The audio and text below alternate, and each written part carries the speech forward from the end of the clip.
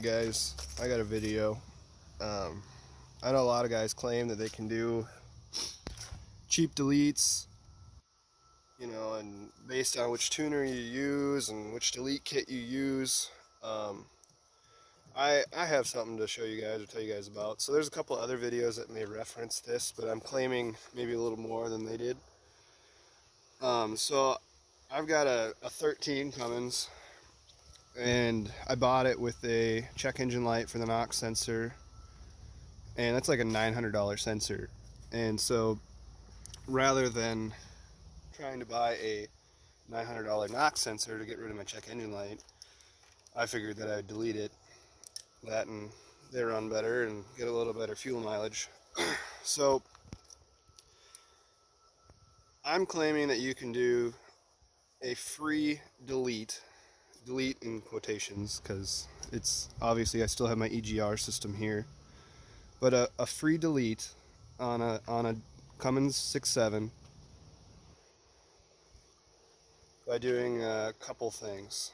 You'll have to have access to obviously a shop with some tools, and you'll need a welder to do it in the case that I did to make your life easier.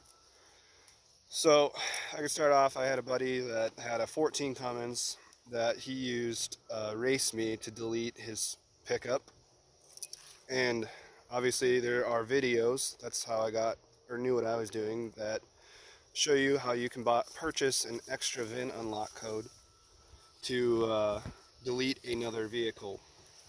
So what you got to do is you got to go to Race Me site. There's a bunch of videos on it. You can go to Race Me site, they have the video on their site of how to do it. You can purchase another VIN unlock code, and then you're able to, you have to delete the, there's a file on the tuner, and then they'll give you, you'll have to send it to Race Me. They'll send you a new one back, you put it on the tuner, and then you're able to tune another truck. So the way you got to do this is you got to take the tuner, plug it into your OBD2 port underneath the dash, and then you got to plug into, there's a little plug, I don't even know if I can see it, it's down up in here. It's on the other side of this harness underneath here. It's kind of hard to get at, but there's a dummy plug on it.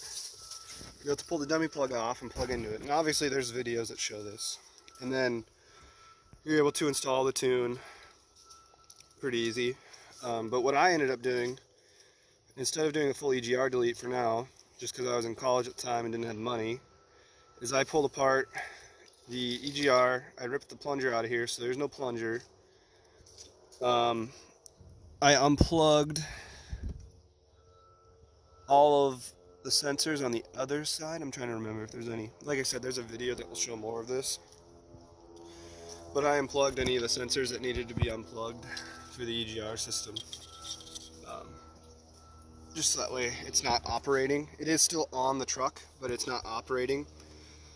And actually, I just had my brother-in-law tell me that he just replaced his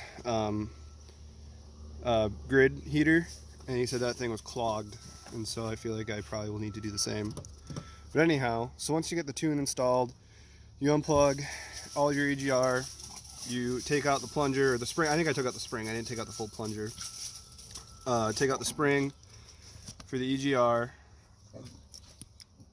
and I think that's basically it. Like I said, there's a video, I'll try to show you guys that. But then the next part is that you gotta obviously get rid of your, I had a DEF system, get rid of DEF and the DPF. And so what I did, it's kind of rusty, so I guess I did not buy a coated. But anyhow, I bought a stick of 4-inch exhaust from Napa. It was like 50 bucks for this stick. And I cut off, or well, obviously you have to remove the DPF and the SCR, you have to remove all of that, hence the delete. And then there's lots of wires underneath here. I taped mine up just that way they didn't get, and actually we ended up using my injector for, I'm on a clean snowmobile team, we built a diesel sled. We took the injector off, so that's the wires hanging there. But you just unplug everything, it takes a bit of time. It wasn't terrible, if you have two guys doing it, it's heavy. And then once I took off the DPF, I just cut the front flange off, and I just welded it right onto the end of my 4-inch exhaust, and it bolts right up like factory. And then because it this end flanges out, I was able to just slip it right in here, and it bolts completely up like factory. I didn't have to touch anything. Now, you could probably use some of these mounts up here for hanging your exhaust. I didn't worry about it because what I replaced the DPF and SCR with is 100 times lighter, since it's just straight 4-inch exhaust. There's nothing here. Obviously, if I was to do this again, I'd probably get it coated. I mean, it's not. I've had this for almost a year now, so I mean, it's basically just surface rust. If it rusts through, I guess I'll buy a aluminized exhaust. But it was like 50 bucks from Napa, and it was pretty easy to do. So once you get all this done, I mean, you're on your way. I mean, I don't know how accurate the dash is, but it says I can get 22 to 23 miles to the gallon now, which is obviously much better than stock. I was getting 17 and a half, I think, on my best day when it was stock.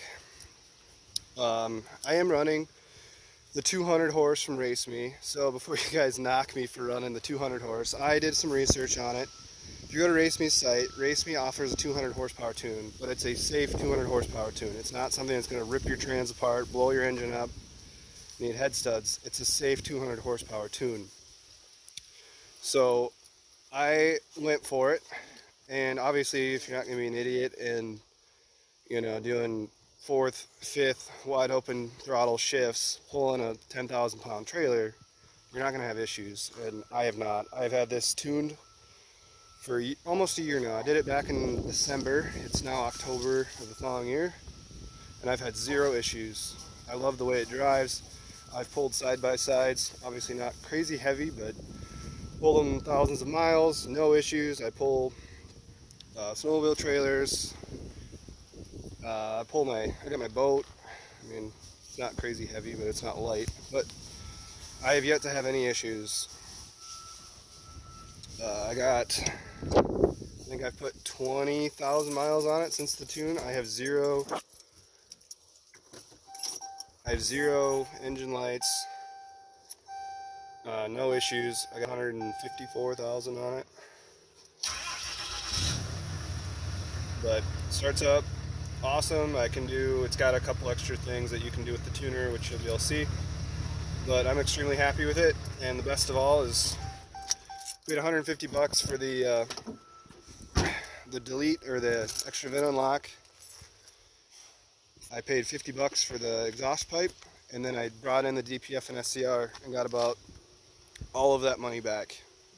You can bring it into a local scrapyard. So I basically deleted my truck for free.